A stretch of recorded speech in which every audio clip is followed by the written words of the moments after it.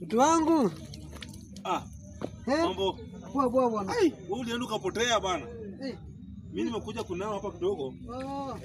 Mbona kuna maji hapa? Si ndio, hapa ndio tunaenda. Hapa iko sawa. Sisi kunanga juu mambo mingi juu nini. Mbarikiwa bwana. Kuna maji karibu hapa. Uko aje lakini? Mimi niko poa.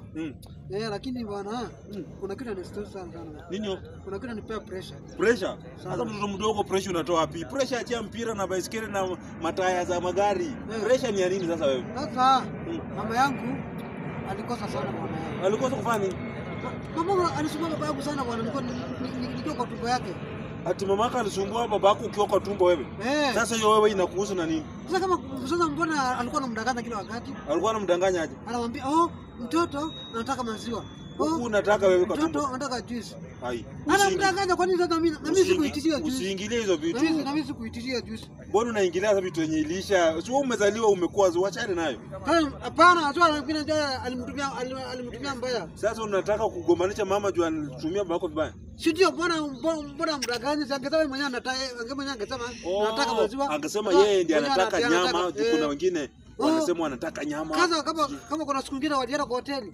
Akaambia babangu, mseme babangu atakuwa na pesa. Akasema nini? Anamwambia, mami mtoto Mbazu anataka ajua atanipea jina. Mpaka hata alikuwa anajua hata kupea jina Mbazu. Anipea jina hata kama sijazaliwa. Ile jina ndio linakutesa. Sasa akamwambia ati mtoto anataka kuku mzima peke yake. Mtoto anataka mwenye kwa tumbo wewe unataka kuku mzima peke yake. Yeye pia alikuwa na njaa.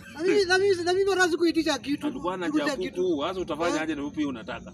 Lakini kwani minyo yake ilikuwa aje?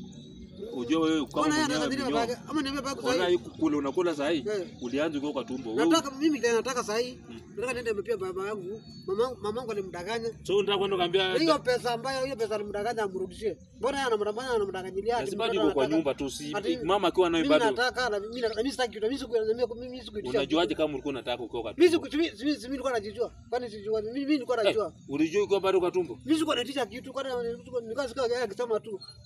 Bado ulikuwa unasikia akisema? Si ndio? Kwani tulikuwa kwa tumbo yake? Wewe ni mtoto tofauti na wengine. Lakini hiyo babangu aliumia mbaya sana. Na sasa hiyo kitu